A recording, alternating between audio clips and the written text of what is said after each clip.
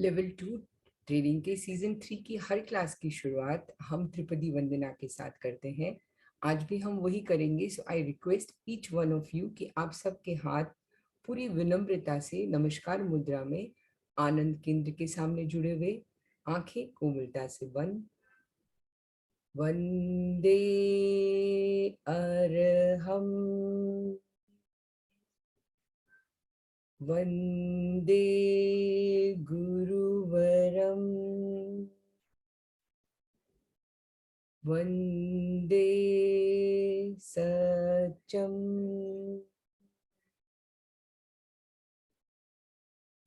सीखने, सिखाने, प्रोत्साहन और प्रेरणा देने वाले इस 8 PM लर्निंग आवर से जुड़ने वाले आप सभी परीक्षा साधक, परीक्षा प्रशिक्षक और अपने अध्ययन और अनुभव से हम सब का सही मार्गदर्शन करने वाले रिस्पेक्टेड मोदी जी सर को मेरा प्रणाम और आप सबसे सादर जय Jinendra. A very good evening everyone. Hope you all are staying safe. आध्यात्मिक शक्ति जागरण की इस नवरात्रि पर्व की आप सबको बहुत बहुत शुभकामनाएं। आज का हमारा विषय है ब्लड सर्कुलेटरी सिस्टम। शुरू करें उससे पहले एक सवाल जो आप सबसे जुड़ा हुआ है वही मैं पूछना चाहूंगी, जिसका आंसर आप चैट बॉक्स में लिख सकते हैं। आपका ब्लड ग्रुप क्या है? जी हाँ, आपका ब्लड ग्रुप क्या है, इसका आंसर आप चैट बॉक्स में लिख के भेज सकते हैं। ओके, एक आंसर पहले से मिल गया है। विमला जी का O positive, O positive. Nirmala ji B positive, very good. A B positive, B positive, सब ब्लड ग्रुप के लोग हैं। Very very good. हम सबको पता है कि हमारा ब्लड ग्रुप क्या है। I am receiving more A negative, A positive, A B positive, very good. बहुत सारे आंसर्स मिल रहे हैं। तो हमारे रगों में ब्लड ग्रुप कोई भी हो, पर हमारे दिमाग हमेशा बी पॉजिटिव होना चाहिए। अगर आप सब एग्री करते हैं मेरी इस बात से तो एक थम्स अप भी दे सकते हैं या यस भी लिख सकते हैं चैट बॉक्स में। Very good, Jyoti ji is giving me a big thumbs up. Correct, हम सबको हमेशा बी पॉजिटिव ही होना चाहिए। Thank you so much for this positive answer. तो आज हम ब्लड जानते हैं, ब्लड ग्रुप जान रहे हैं, लेकिन इससे थोड़ा आगे कुछ सीखेंगे, ब्लड सर्कुलेटरी सिस्टम, जिसके लिए हमारे साथ चेन्नई से जुड़े हैं साधना जी परमार। आपने MA in science of living किया है, आप लेवल 2 परीक्षा प्रशिक्षक हैं और काफी सालों से आप बहुत निरंतरता और नियमितता से अपना अभ्यास भी कर रहे हैं और अपनी सेवा भी परीक्षा फाउंडेशन में निरंतरता से दे रहे हैं। So over to you Sadhana ji. Thank you so much Sudha ji. वंदे गुरुवरम, वंदे गुरुवरम, वंदे गुरुवरम। हमारा जो यह मानव शरीर है, यह एक जटिल मशीन है जिसे कुशलता पूर्वक कार्य करने के लिए कई प्रक्रियाओं की आवश्यकता होती है और इन महत्वपूर्ण प्रक्रियाओं को संपूर्ण करने के लिए बिना किसी अड़चन, बिना किसी रुकावट या बाधा के पूर्ण करने के लिए कुछ बहुत ही जरूरी तत्व, कुछ घटकों को शरीर के हर हिस्से तक पहुंचाने की आवश्यकता होती है। और मैं जो यह बात कर रही हूँ, महत्वपूर्ण घटकों को शरीर के हर हिस्से, हर कोशिका तक पहुंचाने की, यह किया जाता है हमारे मानवीय रक्त परिसंचरण तंत्र के द्वारा, ह्यूमन ब्लड सर्कुलेटरी सिस्टम के द्वारा। इसी के बारे में हम और आगे जानना चाहेंगे। इससे पहले मैं अपना स्क्रीन शेयर करना चाहूंगी आपके साथ। एक मिनट के लिए।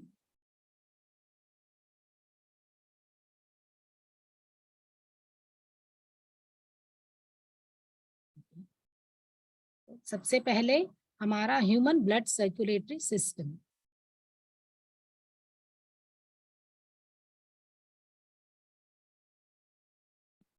तो हमारा जो रक्त परिसंचरण तंत्र है, उसको हम एक और नाम से भी जान सकते हैं, जो है कार्डियोवास्कुलर सिस्टम। देखिए वर्ड में ही इसका मीनिंग है कार्डियो। कार्डियो मतलब जो भी हृदय से संबंधित है, जैसे कि cardiology, cardiologist, cardiac muscles, cardiac exercise. तो जो भी जहां भी शब्द कार्डियो आता है हमें समझ में आ जाता है कि ये हृदय से संबंधित है। और दूसरा शब्द है वस्क्युलर। वस्क्युलर का मतलब होता है हमारी रक्त वाहिनियां, रक्त नलिकाएं। तो जो सिस्टम हृदय और रक्त नलिकाओं से जुड़ा हुआ है उसको हम कार्डियोवास्कुलर सिस्टम या हृदय प्रणाली कह सकते हैं। अब अगली बात पर आते हैं। ये जो हमारा ब्लड सर्कुलेटरी सिस्टम है, यह हमारे शरीर में एक ट्रांसपोर्टेशन सिस्टम की तरह काम करता है। जिस प्रकार एक समृद्ध राष्ट्र के लिए उसके ट्रांसपोर्टेशन सिस्टम का सशक्त रहना बहुत जरूरी है, उसी प्रकार हमारे इस शरीर को अच्छी तरह से स्वस्थता से मेंटेन करने के लिए इस रक्त परिसंचरण तंत्र का सही तरीके से, पूर्ण तरीके से काम करना आवश्यक है। यहाँ पर इस ब्लड सर्कुलेटरी सिस्टम का काम यह है कि यह जो है हमारे ब्लड, ऑक्सीजन, हार्मोन्स और न्यूट्रिएंट्स को शरीर के विभिन्न अंगों तक, हर एक कोशिका तक पहुंचाता है और वहां से जो भी मेटाबॉलिक वेस्ट है और कार्बन डाइऑक्साइड को वापस जहां हमारे एक्सक्रीटरी सिस्टम, उत्सर्जन तंत्र तक लेकर जाता है। इसके आगे यह रक्त परिसंचरण तंत्र जो है, इसी के कारण या यही एक मुख्य कारण है जिसके कारण हमारे शरीर का हर अंग, हर सिस्टम एक दूसरे से जुड़ा हुआ है। इसका अगला कार्य है कि यह हमारे शरीर को किसी भी प्रकार की बीमारी या जब भी कोई जीवाणु, विषाणु शरीर में प्रवेश करते हैं उसके अगेंस्ट यह हमें सुरक्षा प्रदान करता है। यानी हमारे इम्यूनिटी सिस्टम भी ब्लड सर्कुलेटरी सिस्टम के साथ ही जुड़ा हुआ है। इसका अगला कार्य है कि हमारे जब भी कोई टिश्यू डैमेज होते हैं, जब भी कोई शरीर में कट आ जाता है तो उसको रिपेयर, उसको ठीक करने का काम, उसको हील करने का काम भी यह सर्कुलेटरी सिस्टम के द्वारा ही होता है। अब ये जो मैं सर्कुलेटरी सिस्टम की बात करती हूँ तो क्या होता है, सिस्टम किसे कहते हैं?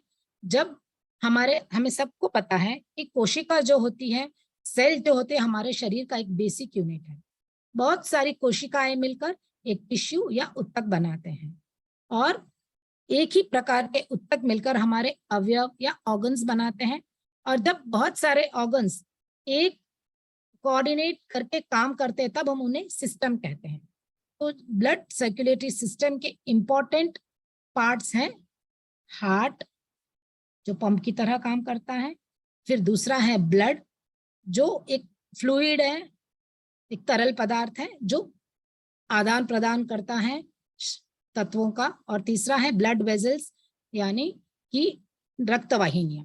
इससे आगे अब सबसे पहले हम ब्लड के बारे में जानते हैं। तो मैंने 3 इंपॉर्टेंट अंग बताए इस प्रणाली के, उसमें सबसे पहला मैं ब्लड के बारे में बात करना चाहूंगी।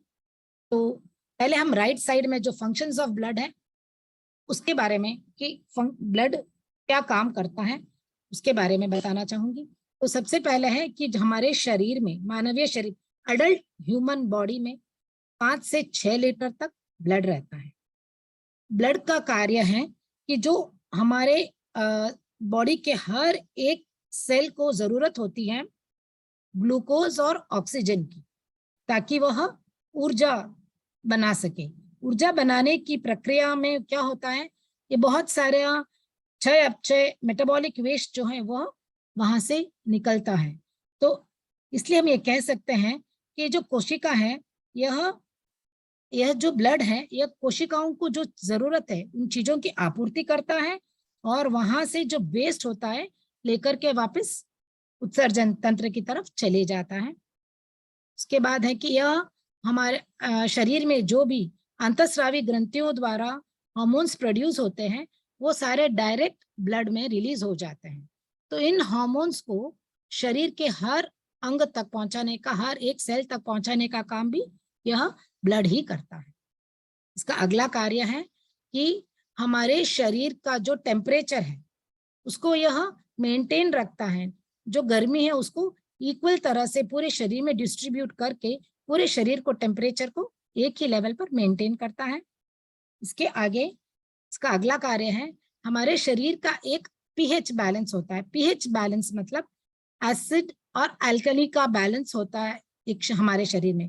तो हमारा जो ब्लड है वो थोड़ा सा लिटिल अल्कलाइन की तरफ है, जिसकी वैल्यू है बिटवीन 7.3 एंड 7.4। ब्लड का अगला कार्य है कि ब्लड में कुछ ऐसे तत्व हैं जो हमारे शरीर में जब भी कोई ब्लड लॉस होता है, जब भी कोई ब्लीडिंग होती है, तो उसको रोकने का काम यही करता है। और अगला कार्य है कि अगर शरीर में कुछ इन्फेक्शन हो जाता है तब उसको भी सही करने का कार्य यह ब्लड करता है। अब देखिए, इस डायग्राम को देखिए, वहां से पता चलेगा कि इस ब्लड में क्या क्या चीजें हैं, इसके कंपोनेंट्स क्या हैं। तो सबसे पहले इसके ऊपर वाला जो लाइट येलोइश कलर जो दिखाया गया है वह है ब्लड प्लाज्मा, जो होता है 55%। यह एक ट्रांसपेरेंट तरल पदार्थ होता है जिसमें प्रोटीन्स, वाटर, 90% इसमें वाटर होता है प्लाज्मा।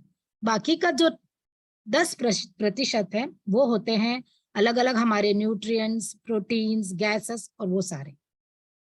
अगला जो 45% है वो सारे सेल्स हैं।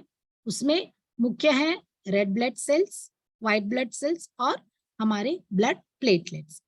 अब रेड ब्लड कॉर्पसेस जो आरबीसी हम जिस नाम से हम जानते हैं आरबीसी, ये जो आरबीसी होते हैं ये हमारे शरीर के 1 माइक्रोलीटर यानी 1 बूंद से भी कम, उसमें 50 लाख रेड ब्लड सेल्स होते हैं। तो इससे हमें पता चलता है कि ये कितने छोटे, इतने बारीक होते हैं और इनका लचीला, इनमें न्यूक्लियस जो केंद्रक है वो नहीं होता। इसके कारण ये बहुत ही लचीले होते हैं और किसी भी रक्त वाहिनी में बारीक से बारीक जो ब्लड कैपिलरी होती है उसमें भी ये आराम से पहुंच जाते हैं। और इनका जो कलर है ब्राइट रेड होता है। यह होता है, इसमें एक प्रोटीन होता है जिसका नाम है हीमोग्लोबिन। हीमोग्लोबिन का कार्य यह है कि वह ऑक्सीजन कैरियर है। यह ऑक्सीजन को एब्जॉर्ब, एफिनिटी कहते हैं इसको, कि ऑक्सीजन के लिए इसके पास एफिनिटी है, ऑक्सीजन को सोखता है और शरीर के हर एक सेल तक ऑक्सीजन पहुंचाता है। और हमें अच्छी तरह से पता है कि ऑक्सीजन की जरूरत क्यों है। जिस तरह से खाना पकाने के लिए फ्यूल, गैस, स्टोव की जरूरत होती है, उसी प्रकार ऊर्जा बनाने के लिए इस ऑक्सीजन की जरूरत होती है। तो यह पहुंचाया जाता है रेड ब्लड सेल्स में जो हीमोग्लोबिन है उसके कारण। ये जो रेड ब्लड सेल्स होते हैं यह हमारे शरीर के जो बोन मैरो यानी कि जो सॉफ्ट लॉन्ग बोन्स होते हैं उनमें यह बनते हैं। इनकी जो लाइफ स्पैन है 120 डेज रहती है। हेल्दी आरबीसीज जो होते हैं उनकी लाइफ स्पैन यानी लाइफ स्पैन जो होती है वो 120 दिन की होती है। उसके बाद क्या होता है, यह स्प्लीन के द्वारा नष्ट कर दिए जाते हैं, परंतु एवरी टाइम यह नए बनते जाते हैं। जो हमारे लॉन्ग बोन से जैसे कि थाई की बोन है, फीमर बोन, वहां पर लीवर में नए ये बन जाते हैं। और जब इनकी कमी होती है उसको हम अनीमिया के नाम से जानते हैं।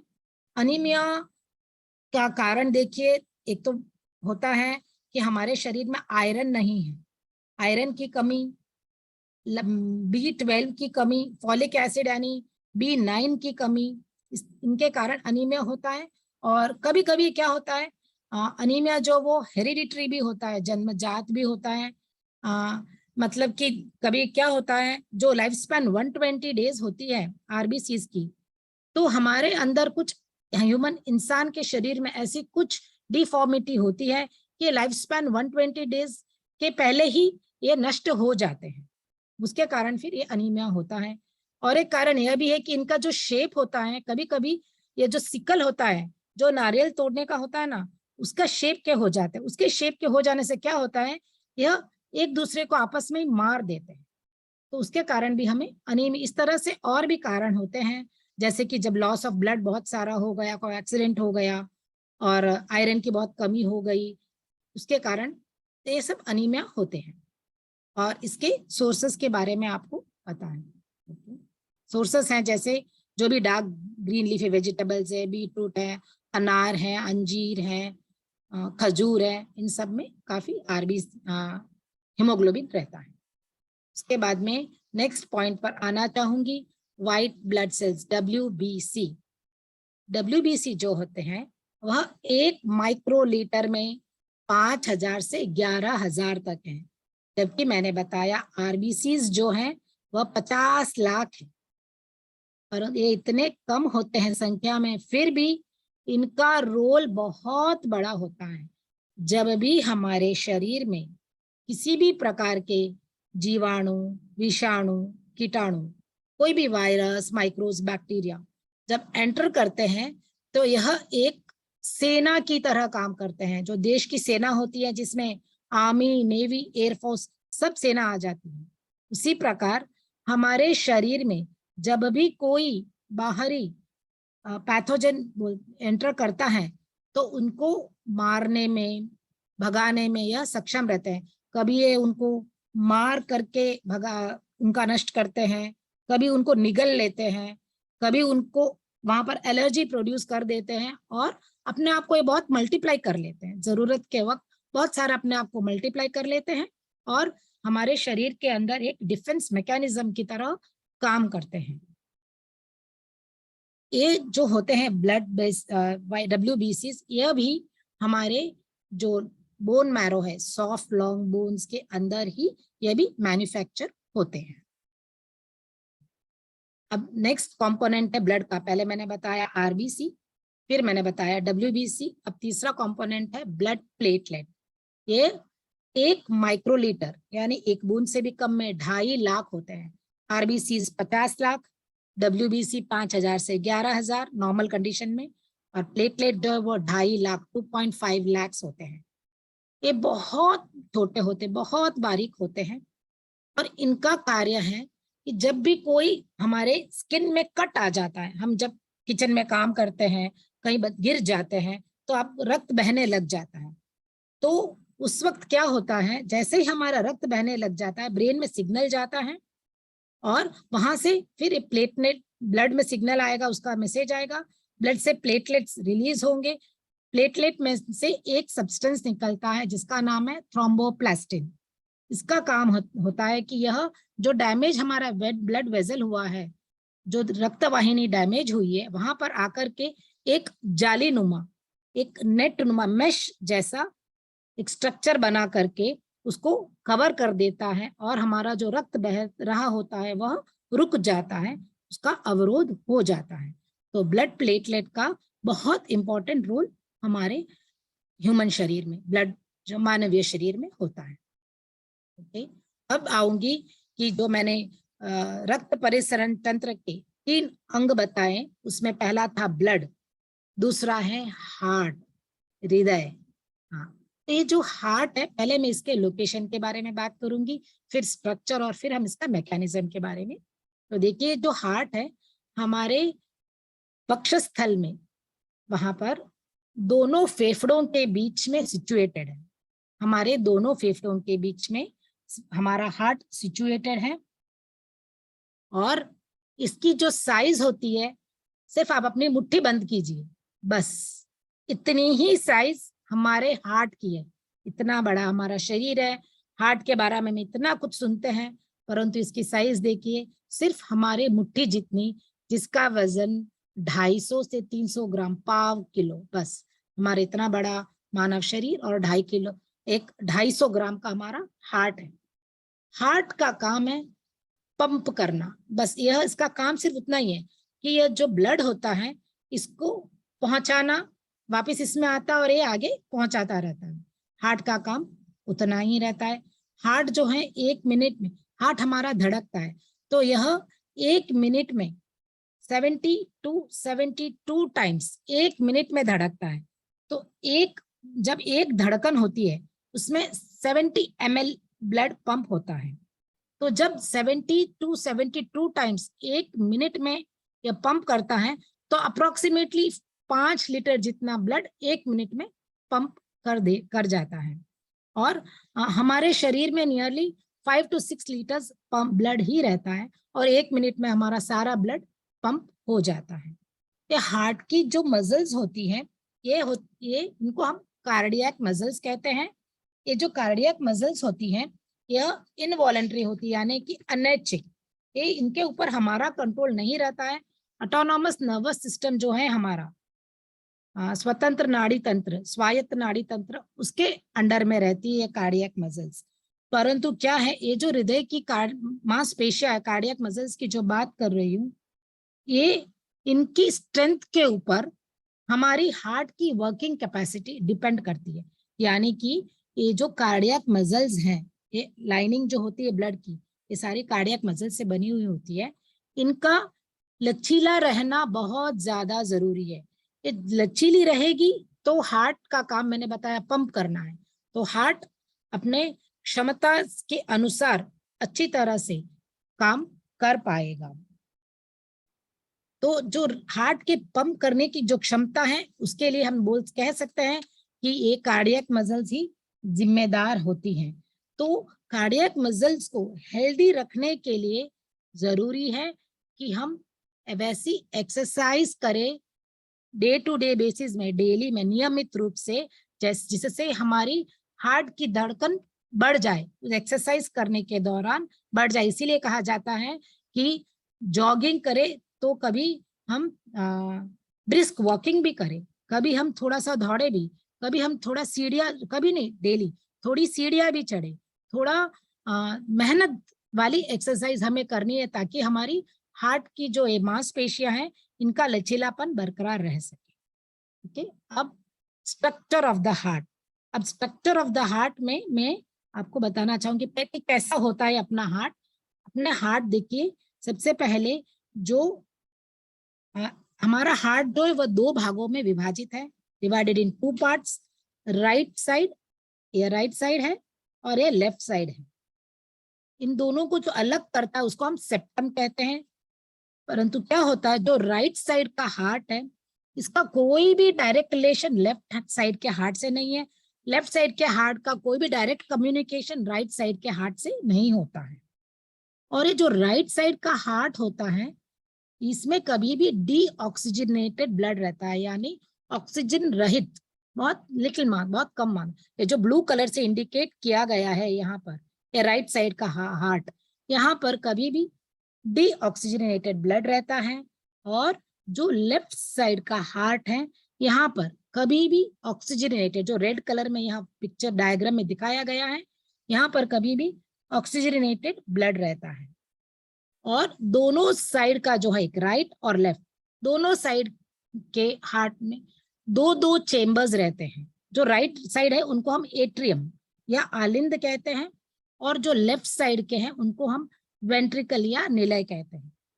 जो 2-2 चेम्बर्स होते हैं दोनों के, एक अपर एक लोअर, एक अपर एक लोअर।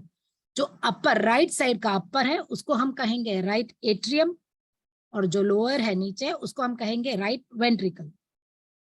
लेफ्ट साइड का जो अपर चेम्बर है उसको हम कहेंगे लेफ्ट एट्रियम, और जो लोअर चेम्बर है उसको हम कहेंगे लेफ्ट वेंट्रिकल। ठीक, और इसमें ठीक है, नेक्स्ट में स्ट्रक्चर मैंने बताया। अब मैं इसके स्ट्रक्चर है, उसके साथ साथ मैं ब्लड वेसल्स के बारे में भी बताऊंगी, फिर हम इसके मैकेनिज्म के बारे में कि कैसे ब्लड आता जाता है उसके बारे में हम बात करेंगे। पहले हम ब्लड वेसल्स के बारे में भी थोड़ा इसके साथ साथ जान लेंगे तो बेहतर रहेगा। तो हमारे शरीर में जो ब्लड वेसल्स, जो रक्त वाहिनियां हैं, वह 3 प्रकार की होती हैं। एक होती है आर्टरीज, एक होती है वेन। यह जो आर्टरीज मैंने रेड कलर में यहाँ पर डायग्राम में दिखाई गई है, यह कभी भी ऑक्सीजनेटेड ब्लड यानी ऑक्सीजन युक्त रक्त को लेकर के जाती है। और जो वेन्स होती है इनमें कभी भी, जो ब्लू कलर में दर्शाई गई है, वह कभी भी डीऑक्सीजनेटेड ब्लड को कैरी करती है। जो आर्टरीज होती हैं यह हार्ट से शरीर की तरफ ब्लड को लेकर जाती हैं, और जो वेन्स होते हैं यह शरीर से हार्ट की तरफ आती है। इनमें कभी भी डीऑक्सीजनेटेड रहता है, परंतु इनमें एक अपवाद है कि जो पल्मोनरी आर्टरी होती है, वो हम मैकेनिज्म में देखेंगे, वह कभी भी डीऑक्सीजनेटेड ब्लड लेती है और कैरी करती है।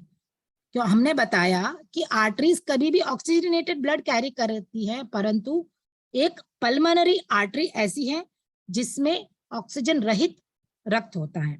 इसी प्रकार जो पल्मोनरी वेन होती है उसमें ऑक्सीजनेटेड यानी ऑक्सीजन सहित ब्लड होता है। ये एक ही एक इस नाम में अपवाद है। इसके बाद है कैपिलरीज। कैपिलरीज है यहाँ पर बीच में जो दिखाई गई है, ये बहुत ही पतली, ऐसे समझिए कि हमारा जो बाल है उससे भी पतले होती है। ये इतनी पतली होती हैं और इनके दीवार भी उतनी ही पतली और उतनी ही ट्रांसपेरेंसी होती है, ताकि वहां पर जो एक्सचेंज है न्यूट्रिएंट्स और वेस्ट प्रोडक्ट का, ऑक्सीजन और कार्बन डाइऑक्साइड का, वो अच्छी तरह से आराम से संपूर्णतया से हो सके। ओके, अभी हम जाएंगे मैकेनिज्म ऑफ ब्लड सर्कुलेशन की। ब्लड कैसे हमारे शरीर में हर जगह हमारे हार्ट में कैसे आता है जाता है, क्या होता है, यानी कि हमारे हार्ट क्या कैसे काम करता है। तो मैं शुरुआत करना चाहूंगी सबसे पहले, यह जो राइट एट्रियम, ये जो है दाया आलिंद, यहाँ से मैं स्टार्ट करना चाहूंगी। तो क्या ऐसे हम कह सकते हैं कि सबसे पहले ब्लड यहाँ पर राइट एट्रियम में आया। मैंने बताया था कि राइट एट्रियम में कभी भी डीऑक्सीजनेटेड ब्लड रहता है, यानी कि ऑक्सीजन इसमें बहुत कम मात्रा में रहता है।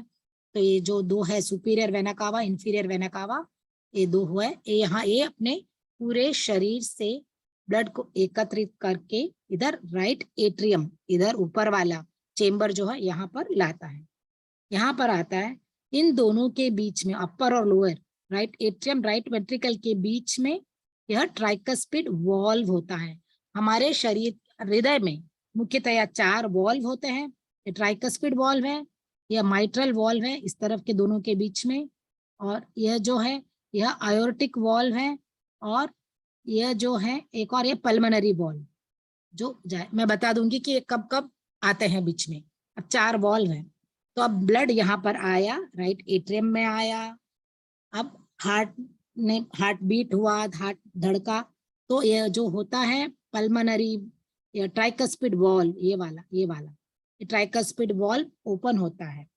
वॉल्व की एक विशेषता यह है कि यह कभी भी ब्लड को एक ही डायरेक्शन में मूव होने देती है, कभी भी बैक साइड बैकवर्ड्स कभी भी ब्लड मूव नहीं होता।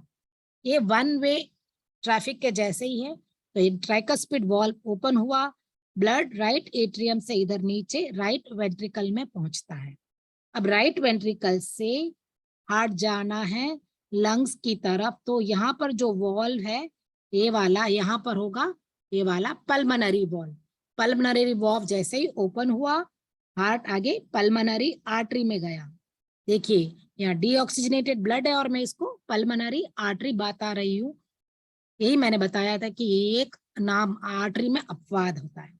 यहाँ से ब्लड जाएगा इधर लंग्स में और प्यूरिफिकेशन, यानी यहाँ पर कार्बन डाइऑक्साइड दे दिया जाएगा, हम श्वास लेंगे तो ऑक्सीजन ग्रहण करेंगे।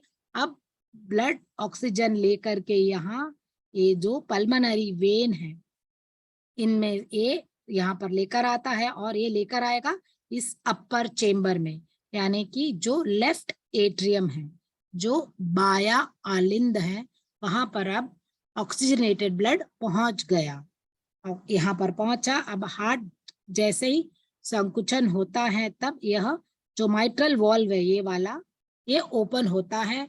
यहाँ से ब्लड आएगा नीचे, यानी लेफ्ट वेंट्रिकल में, लेफ्ट वेंट्रिकल यानी बायां निलय, यहाँ पर पहुंचा है ब्लड।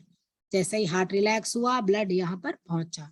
यहाँ से ब्लड जो है ये वॉल्व इधर है आयोर्टिक वॉल्व, ये आयोर्टिक वॉल्व से पास होगा और जाएगा यह महाधमनी, ये है हमारी अयोर्टा, ये सबसे बड़ी धमनी होती है अयोर्टा। यहाँ से ब्लड जाएगा पूरे शरीर में, यहाँ से अब ऑक्सीजनेटेड ब्लड पहुंचेगा शरीर की हर एक कोशिका की तरफ पहुंचेगा, जहां जहां ऑक्सीजन की जरूरत है, हर एक जगह जरूरत होती है, हर एक कोशिका तक। अब ये आर्टरीज के द्वारा, आर्टरीज मैंने बताया था ना, आर्टरीज में ऑक्सीजनेटेड ब्लड होता है, तब यहाँ से सारी आर्टरीज को पहुंचेगा ब्लड, और आर्टरीज जो है हर एक सेल तक ब्लड को पहुंचाएगी। अब नेक्स्ट है थोड़ा सा, अब हाँ, ये बहुत ही फेमिलियर टर्म है, बहुत सुना हुआ, ब्लड प्रेशर। ठीक है, तो ये ब्लड प्रेशर का संबंध डायरेक्ट हमारे हार्ट से है, इसीलिए मैं आज इस ब्लड प्रेशर के बारे में थोड़ा बात करना चाहूंगी। क्या होता है जब हमारा हार्ट ब्लड पंप करता है, आर्टरीज में ऑक्सीजनेटेड ब्लड जाता है, तब क्या होता है हमारे तो जहां पर ऑलरेडी रक्त बह रहा होता है, तो वहां पर ये ब्लड और धकेल दिया जाता है, हार्ट जब पंप करता है तब। जब यह ब्लड धकेला जाता है, तब क्या होता है आर्टरीज की जो दीवार होती है उसके ऊपर थोड़ा सा प्रेशर लगता है, उसी को हम ब्लड प्रेशर कहते हैं। अच्छा, इसको मैं और सिंपल तरीके से समझाने के लिए, जनरल लेमैन के शब्दों में अगर समझाना चाहूंगी, तो क्या होता है, देखिए हम पाइप होता है पानी का पाइप होता है, उसमें एक निश्चित वेग से पानी जाता रहता है, तो उसको हम क्या कहेंगे, एक स्पीड या वेग। परंतु वो उस वेग के साथ जाते हुए भी पाइप की जो दीवार होती है उसके ऊपर कुछ प्रेशर डालता है। अब इस प्रेशर डालता है, इसको हम कैसे समझे, अगर उस पाइप को एक छेद हो गया, अगर एक छिद्र हो गया, तो कैसे होगा, फव्वारे की तरह पानी बाहर निकलता है। तो ये फव्वारे की तरह क्यों निकला, क्योंकि उस पानी में प्रेशर है। अगर सिर्फ स्पीड होता तो फव्वारे की तरह नहीं निकलता, परंतु क्योंकि प्रेशर है, तो जब भी कोई भी लिक्विड पाइप नुमा किसी भी कंटेनर से जाएगा, तो वह उसकी दीवारों पर एक प्रेशर क्रिएट करेगा। तो इसी प्रकार हमारा जब रक्त है वह इन आर्टरीज के से पास होता है, तब वह उसकी दीवार पर एक दबाव डालता है, और इसी दबाव को हम ब्लड प्रेशर कहते हैं। I think I am clear with blood pressure. Okay, जो जनरल ह्यूमन एडल्ट, एक हेल्दी ह्यूमन एडल्ट का ब्लड प्रेशर जो है वह रहता है 120/80 mmHg। 120 जो है इसको डायस्टोलिक है, और 80 जो है सिस्टोलिक, सॉरी 120 इज सिस्टोलिक और 80 इज डायस्टोलिक। सिस्टोलिक प्रेशर हम तब कहते हैं जब इन आर्टरीज में मैक्सिमम रहता है प्रेशर, जब हमारा हार्ट बीट करता है। और ये जो डायस्टोलिक है, दो हार्ट बीट के बीच में जब हमारा हृदय रिलैक्स करता है, तब प्रेशर मिनिमम रहता है आर्टरीज में, तो उसको हम डायस्टोलिक कहते हैं। तो वो जनरली जब नॉर्मल रहता है तब यह 80 mmHg हम इसको कहते हैं। और मैंने अभी वो बताया कि ब्लड प्रेशर जो है वो जब एक्स्ट्रा प्रेशर डालता है ब्लड वेसल्स पर, तब हाँ, जब भी ब्लड प्रेशर हमारा ज्यादा रहता है तो यह हमारे ब्लड वेसल्स को ही डैमेज नहीं करता, वहीं पर इसका असर नहीं होता, हार्ट के साथ ही नहीं, इसके साथ साथ हाई ब्लड प्रेशर का जो डैमेज है वह हमारे, उसका इफेक्ट जो है ब्रेन पर, बहुत वाइटल ऑर्गन्स है हमारे, ब्रेन, किडनी, वहां पर भी होता है। इसीलिए जरूरी है कि हम अपने ब्लड प्रेशर को सामान्य रख सके। और कभी कभी तो यह जो हाई ब्लड प्रेशर है यह हमारे शरीर के लिए खतरनाक यानी जानलेवा भी हो सकता है।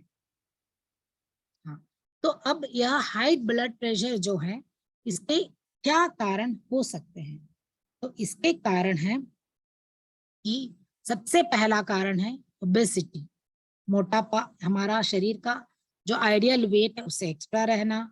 जब हम बहुत सारा नमक वाला, मिर्च मसाले वाला भोजन करते हैं, गरिष्ठ भोजन करते हैं, मैदा या जो रिफाइंड चीजें वो बहुत ज्यादा लेते हैं, तली भुनी चीजें बहुत लेते हैं, बहुत ज्यादा चाय कॉफी का सेवन करते हैं, जब भी कोई बहुत ज्यादा अल्कोहल, शराब का कंजम्पशन करता है, तो वो सारा all that leads to high blood pressure.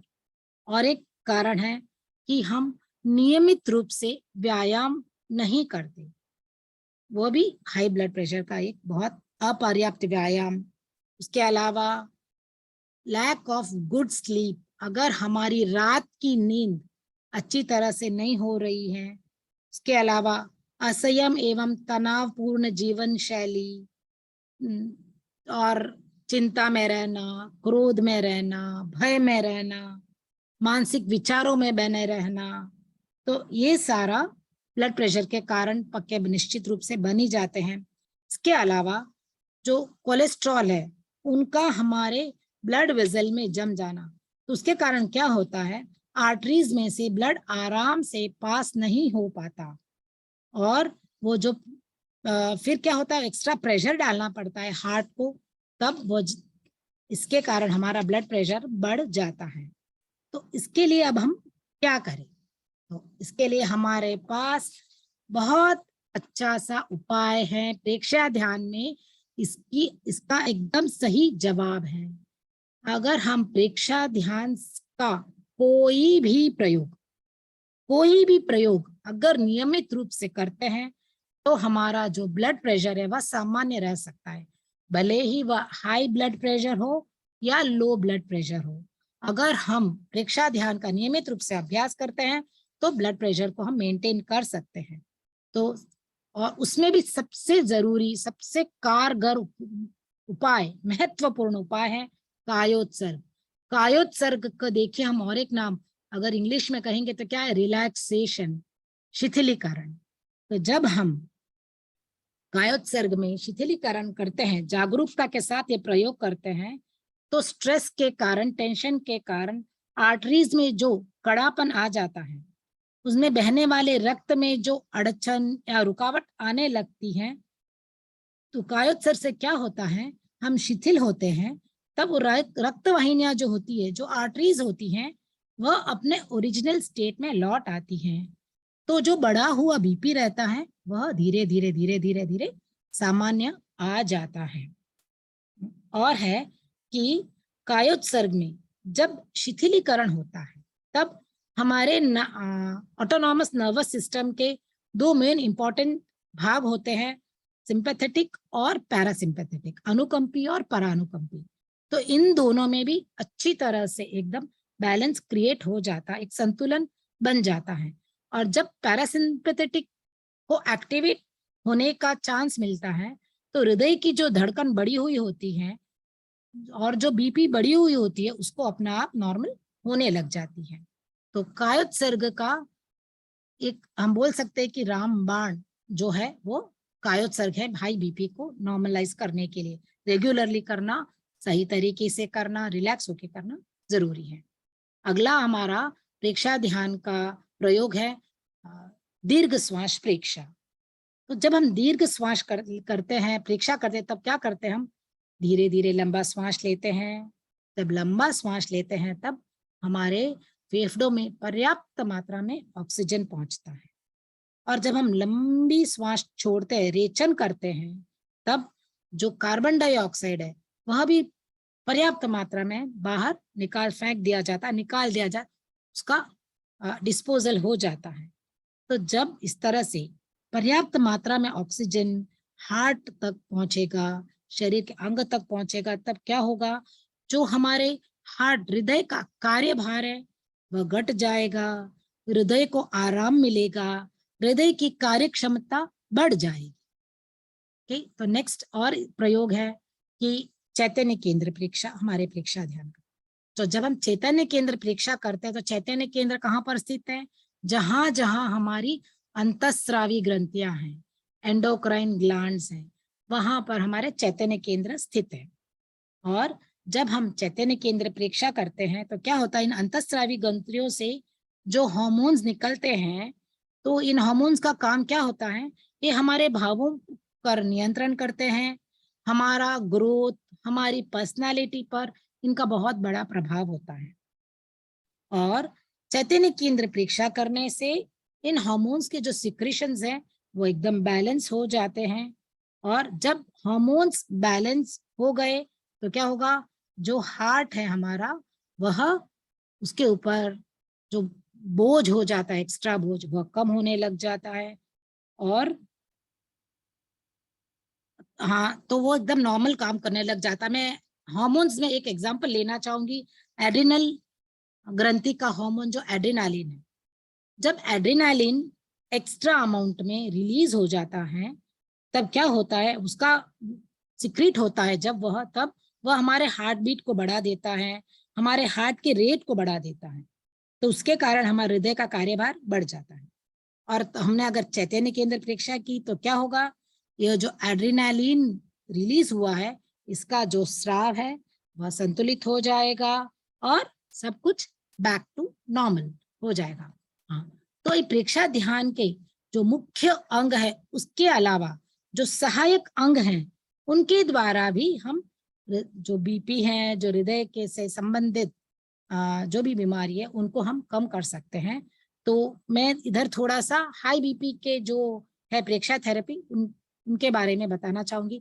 तो एक हमारा सहायक आसन है, तो जो भी हम पेट और श्वास की क्रियाएं करते हैं, पवन मुक्तासन, हृदय स्तंभासन या शशांकासन करते हैं, तो हृदय रोग से संबंधित जो भी रोग है उनमें हमें काफी बेनिफिट मिलता है। ये सारे सहायक अंग हैं, तो इनमें हमें सहायता मिलती है हृदय को स्ट्रेंथन करने में या नॉर्मल आने में।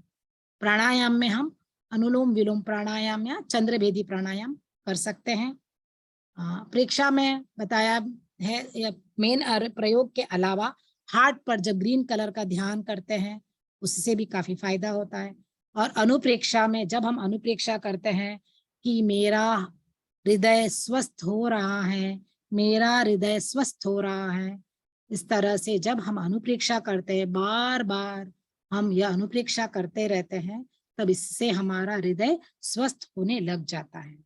और ध्वनि, सहायक अंग ध्वनि है, उसमें मंत्र का उच्चारण या रिम या ओम, लंबा ओम का उच्चारण जब करते हैं उससे भी बहुत फायदा मिलता है। और मुद्रा होती है अपान वायु मुद्रा, उससे भी हमें काफी आसान, काफी आराम मिल जाता है। और उसी प्रकार लो बीपी में, ये मैंने बताया था हृदय रोग से संबंधित कुछ भी हो तब ये प्रेक्षा थेरेपी है। अब अगर लो बीपी है तो उसमें आसन में आएगा कि सामान्य श्वास प्रश्वास की जो भी क्रिया है, योगिक क्रियाओं में सामान्य श्वास प्रश्वास के साथ वो सारी की जा सकती है। और जब थोड़ा वो पेशेंट जो है लो बीपी का जब स्टेबलाइज हो जाए तब उसके बाद उसको हम पवन मुक्तासन, सर्वांगासन, सूर्य नमस्कार ऐसे करवा सकते हैं। प्राणायाम में दीर्घ श्वास प्राणायाम और प्रेक्षा ध्यान में दीर्घ श्वास प्रेक्षा तो है ही, अनुप्रेक्षा उनको मानसिक संतुलन की करवा सकते हैं। और मुद्रा उनके लिए लो बीपी वालों के लिए रहेगी प्राण मुद्रा। ओके, अब मैं अपना जो ये प्रेजेंटेशन है इसको समअप करना चाहूंगी कि हमारा जो रक्त परिसंचरण तंत्र है यह एक, हम इसको ट्रांसपोर्टेशन सिस्टम की तरह समझ सकते हैं कि ट्रांसपोर्टेशन पूरे शरीर में हर एक कोशिका तक दो चीजें पहुंचानी है वो पहुंचाता है, और जो वेस्ट है मेटाबॉलिक वेस्ट और गैसेस उनको एक्सक्रीटरी सिस्टम तक पहुंचा देता है। नेक्स्ट हमने बात की थी parts of blood circulatory system. 3 parts हैं, ब्लड जिसमें प्लाज्मा, आरबीसी, डब्ल्यूबीसी और प्लेटलेट्स। उसके बाद बात की हमने हार्ट की, तो हार्ट के 4 चेंबर हैं और हार्ट में 4 वॉल्व हैं। जो लेफ्ट साइड है, जो राइट साइड है वह अशुद्ध रक्त यानी डीऑक्सीजनेटेड ब्लड है, जो लेफ्ट साइड है वह शुद्ध रक्त यानी ऑक्सीजनेटेड ब्लड को कैरी करता है। और तीसरा कंपोनेंट है ब्लड वेजल्स, यानी जो हमारे हृदय रक्त वाहिनियां हैं, नलिकाएं हैं, वो सारी blood vessels.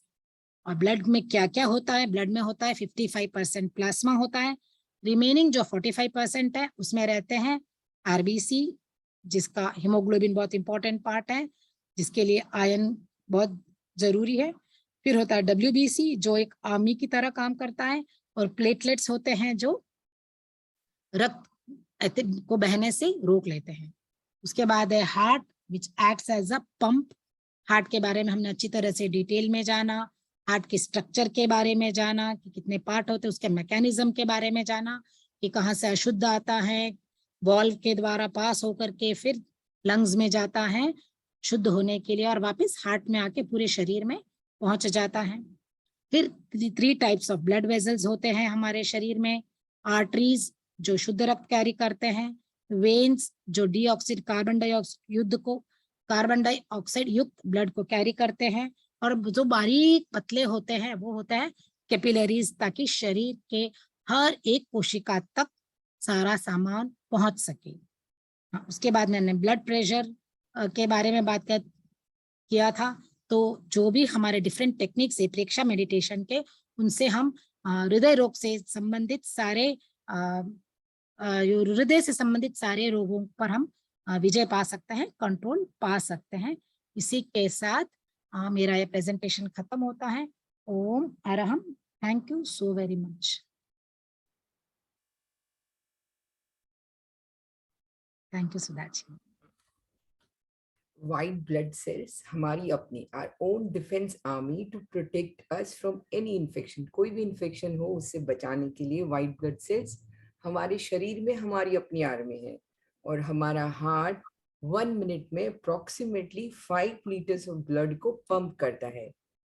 And it works 24/7 without any break।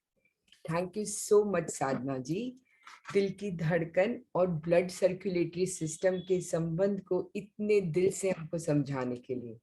Thank you so very much sir. अगर कोई क्वेरी है तो माया जी है क्वेरी का आंसर करने के लिए।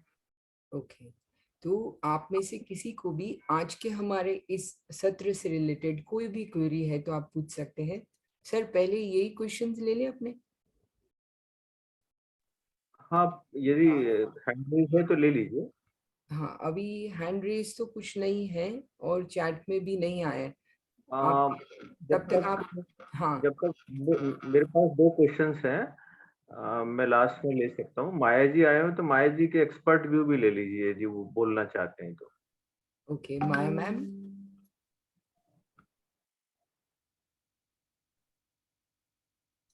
ओके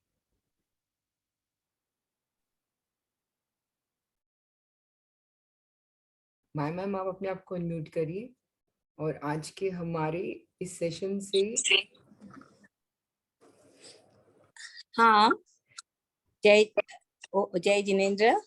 वैसे सुधा जी ने, अरे साधना जी ने बहुत ही अच्छी कोशिश की है। कभी कभी हिंदी की वजह से हिंदी में थोड़ा उनका मुझे लगता है कि बोलने में थोड़ी तकलीफ हो जाती है, तो प्रॉपर वर्ड्स नहीं आती। बाकी कहने का मतलब उनका जो कहना चाहते वो प्रॉपरली वो कन्वे नहीं कर पा रहे हैं, ऐसा ही लगा। बाकी सब कुछ ठीक है, मेहनत तो अच्छी की है।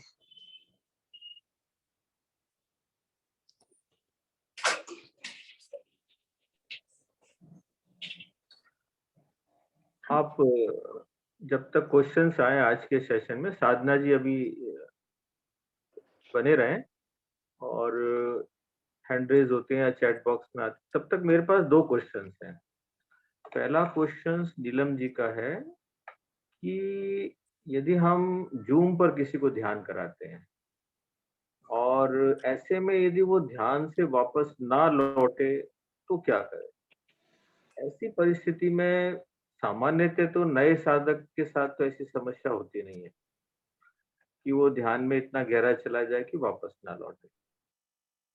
तो लेकिन फिर भी प्रिकॉशनरी, जब भी हम नए साधक को या थोड़े पुराने साधक को ध्यान कराएं तो उसको संकल्प करा दे मानसिक रूप से, एक टाइम लिमिट सेट कर दे भीतर में कि उसे 45 मिनट के बाद में या जितना भी ध्यान कराना उसके बाद वो लौट आएगा।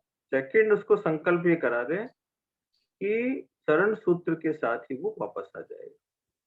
तीसरा प्रिकॉशन ये ले सकते हैं, आप जिसको आप ऑनलाइन ध्यान करा रहे हैं उसके फैमिली मेंबर को भी बताएं, बताकर ध्यान शुरू करें कि भाई 45 मिनट के बाद में यदि वो ध्यान से वापस नहीं आते तो आधा घंटा और इसको ध्यान में रहने दो।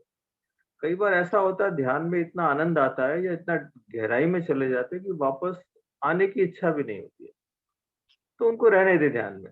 अब ध्यान में है, कोई तकलीफ तो है नहीं, कोई संकट में भी नहीं है, तो उनको रहने दें। सामान्यतः जो ध्यान में जाते हैं वो घंटे में, सवा घंटे में या 1.5 घंटे में वापस आ जाते हैं। तो 3 लेवल सिक्योरिटी रखें कि हम पहले उसको संकल्प कराएं समय का, फिर शरण सूत्र का उसको जागरूक कर दें कि शरण सूत्र के साथ वापस आना है। तीसरा, घर के किसी एक मेंबर को ये बात बता दे कि जब भी यदि वो सवा 1.5 घंटे बाद भी ध्यान से वापस नहीं आ रहा है तो उसके पैर का अंगूठा, राइट पैर के अंगूठे को दबा दें हल्के से और शरण सूत्र वो सुना दें वहां, या उसके दर्शन केंद्र को हल्का सा पुश कर दे और शरण सूत्र सुना दे। ऐसा करने से ये समस्या का समाधान हो सकता है।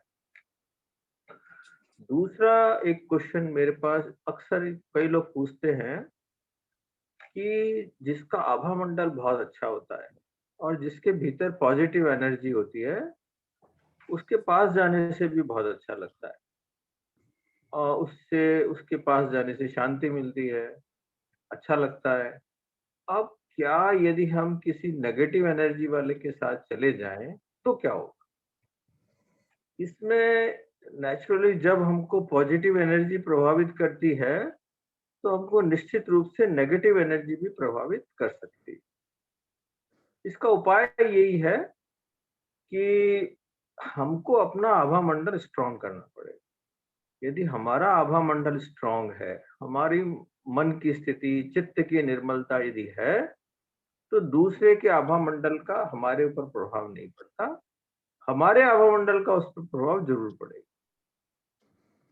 हम पॉजिटिविटी को तो रिसीव करेंगे लेकिन नेगेटिविटी को रिसीव नहीं करेंगे। ये हमारी आभा मंडल की निर्मलता, चित्त की निर्मलता, इन सब पर निर्भर करेगा। फिर भी लगे कि यदि हम इतने पावरफुल नहीं हैं और किसी के साथ रहने से हमको अनईजी फील हो रहा है, तो सामान्यतः हमें वहां से बचना चाहिए। बचना चाहिए ताकि हमारे पास सामने वाले की नेगेटिविटी का, नेगेटिव एनर्जी का असर ना हो। तो इसका ख्याल रखें, बचने में कोई मतलब दिक्कत नहीं। अब आप आज के सेशन के क्वेश्चंस ले। एक हैंड रेज है, ज्योति जी, आप अपने आप को अनम्यूट करें प्लीज। जय जिनेंद्र, आज आपने बहुत अच्छा बताया हमें। मेरा प्रश्न था कि अगर जब जैसे बोलते हैं कि बीमारी होने से प्लेटलेट्स कम हो गए, प्लेट्स, तो उसके बारे में कुछ समझना था। जो कभी कभी ब्लड में प्लेटलेट्स काउंटिंग जो होती है।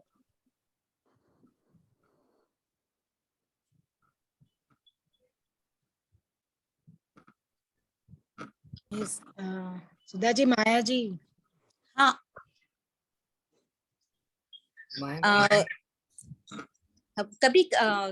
कभी कभी प्लेटलेट्स कम हो जाते हैं, जैसे डेंगू होता है तो डेंगू ऐसे फीवर में प्लेटलेट्स कम हो जाता है, लेकिन वो तो एक बीमारी हो गई, तो बीमारी की तो अलग ट्रीटमेंट रहेगी। और हमारा प्रेक्षा ध्यान है वो स्वस्थ को स्वस्थ बनाए रखने की ट्रीटमेंट है। अगर कम हो गई तो साथ में ट्रीटमेंट भी लेनी पड़ती है और प्रेक्षा ध्यान की थेरेपी भी ले सकते हैं।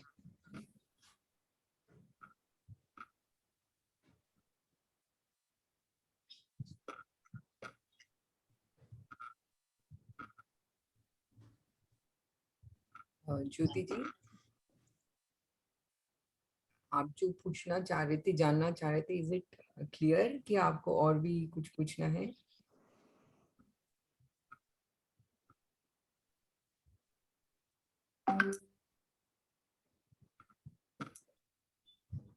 ओके, जब तक कोई और क्वेश्चन आता है, एक क्वेश्चन मेरा था। जो भी आपने प्रेजेंटेशन में ब्लू एंड रेड दिखाए थे, ये सिर्फ टू टेल अस दो डिफरेंट चीज है या एक्चुअल बॉडी में भी ब्लू एंड रेड ही होता है? एंड इफ यस, तो what is the reason for that? Sudha ji, वैसे ये जो ब्लू और रेड दिखाया है ना, वैसा ब्लू नहीं होता, रेड होता है और थोड़ा हल्का सा ब्राउनिश रेड। लेकिन अगर आपको कट लगेगा और जैसे ही ब्लड बाहर आएगा वो चमकीला रेड ही होगा, क्योंकि जैसे ही अगर वेन में से ब्लड आया, डीऑक्सीजनेटेड ब्लड आएगा, वो हवा के साथ के ऑक्सीजन के साथ तुरंत ही उसकी केमिकल प्रोसेस हो जाती है और वो ऑक्सीजनेटेड हो ही जाता है। यानी कट के द्वारा बाहर आया हुआ ब्लड भी ऑक्सीजनेटेड होकर रेड चमकता हुआ ही दिखता है। यानी जो ये दिखाया है ब्लड ब्लू और रेड, वो केवल समझने के लिए है, लेकिन इतना सा ब्लू हमारे शरीर में कहीं पे भी ब्लड नहीं होता। ठीक है, thank you so much Maya ma'am. Vimla ji, आप अपने आप को अनम्यूट करें प्लीज।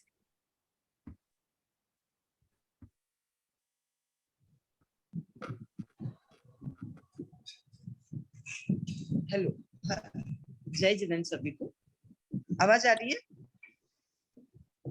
आप पूछिए। मैं पूछना चाहती थी, जैसे प्लेटलेट्स का काम होता है कि ब्लड को रोकना या उसका थक्का जमाना, तो जैसे कितनी बार मस्तिष्क में ब्लड का वो थक्का जम जाता है और पैरालिसिस हो जाता है, तो इसमें क्या प्लेटलेट्स का काम होता है वो थक्का जमना, या कुछ ऐसा अलग क्या चीज है?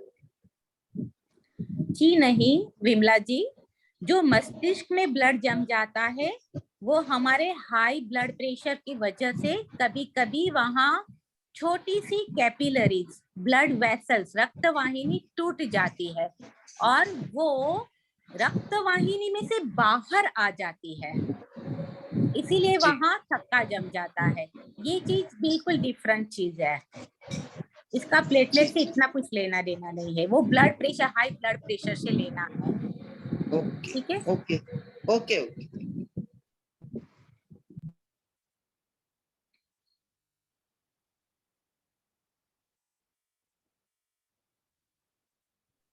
सर और कोई हैंड रेज नहीं है, क्वेश्चन भी नहीं है। ओके, ज्योति जी का फिर से हैंड रेज है।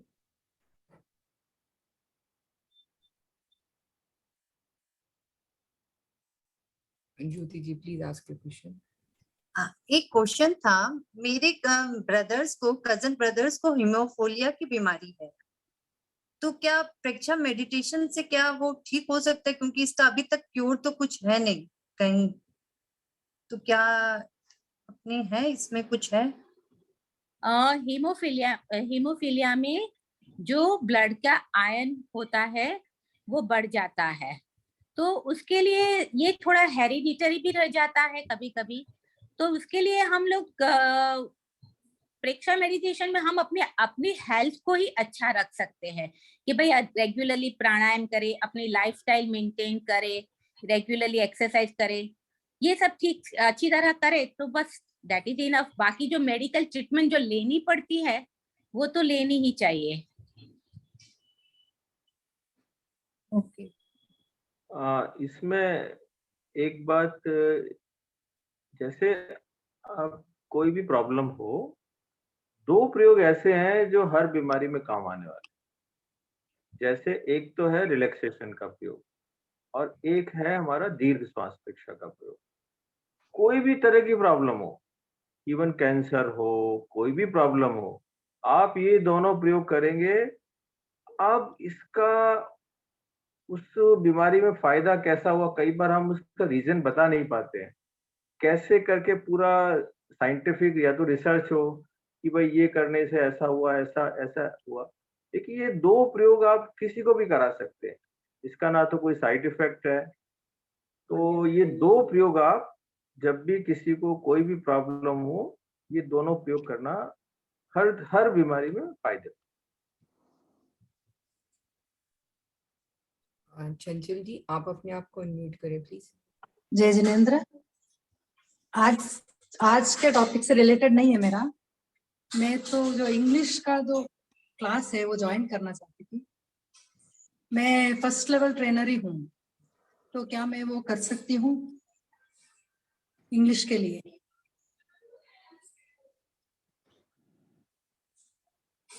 सर क्या करना चाहते हैं? ये इंग्लिश में वर्कशॉप अटेंड करना चाहते हैं? अटेंड, और आप बोल तो अगर ट्रेनिंग दे तो मैं करा भी सकती हूँ, ध्यान वगैरह इंग्लिश। ट्रेनिंग देने वाला तो बैच बाद की बात है, यदि जिनका इंग्लिश बहुत अच्छा है ऑलरेडी और प्रेक्षा ध्यान का उनका नॉलेज भी यदि बहुत अच्छा है, ऐसे ट्रेनर्स को इनवाइट किया गया था, ताकि जो ऑलरेडी इंटरनेशनल वर्कशॉप चल रही है उसमें उनको क्लास लेने का मौका दिया जा सके या ध्यान कराने का मौका दिया जा सके। तो उसके लिए तो जैसे अच्छा हो कि मतलब अच्छा ट्रेनर हो पहले से, जिसने कई बार प्रयोग लोगों को कराया हो, क्लासेस ली हो। और इंटरनेशनल कैंप में हम ट्राई नहीं कर सकते, नए अच्छा। लोगों के साथ ट्राई नहीं कर सकते। आप हाँ। लोग आपका यदि 100% हो कि मैं बहुत अच्छा बोल सकते हैं, हम बहुत अच्छा ध्यान करा सकते हैं, तो पहले तो आप आपके आसपास कोई लेवल 2 ट्रेनर हो, उसको आप अपना सुनाइए। फिर आपको लगे कि वो बोल दे कि भाई बहुत अच्छा आप इंटरनेशनल कैंप में भी प्रेजेंटेशन दे सकते हैं, तो फिर अभिलाषा जी को कांटेक्ट कर लीजिए, क्योंकि वो सारा जितने भी ट्रेनर्स इसके लिए तैयारी कर रहे हैं, तो उनसे कांटेक्ट कर लीजिए। फिर ठीक है। जैसा भी आपका उपयुक्त होगा वो उपयोग कर लेंगे। ठीक है सर, धन्यवाद। उनका नंबर फिर कैसे मिलेगा? तो आप ये लेवल 2 की सुधा जी से या किसी से भी ले लीजिए। Thank you sir. आप मुझे एक मैसेज करेगा, आपको भेज देंगे। सर और तो कोई हैंड रेज क्वेश्चन नहीं है। तो मुझे लगता है सबकी साधना अच्छी चल रही होगी, ध्यान अच्छा चल रहा होगा और आसन प्राणायाम भी रोज चल रहा होगा। सर, जैसे हम लेवल 2 को कुछ देते हैं कि जैसे उनका सर्वांगासन मिनिमम एक मिनट तो लगना चाहिए, बद्ध पद्मासन लगना चाहिए। ये 2 आसन चैलेंज के रूप में होते हैं कि लेवल 2 के ये 2 आसन लगने चाहिए। यदि बद्ध पद्मासन अच्छा लगता है, इसका मतलब आपका पेट का, कमर का ये जो हिस्सा है वो फ्लेक्सिबल है, ज्यादा मतलब वेट ज्यादा नहीं है वहां पर।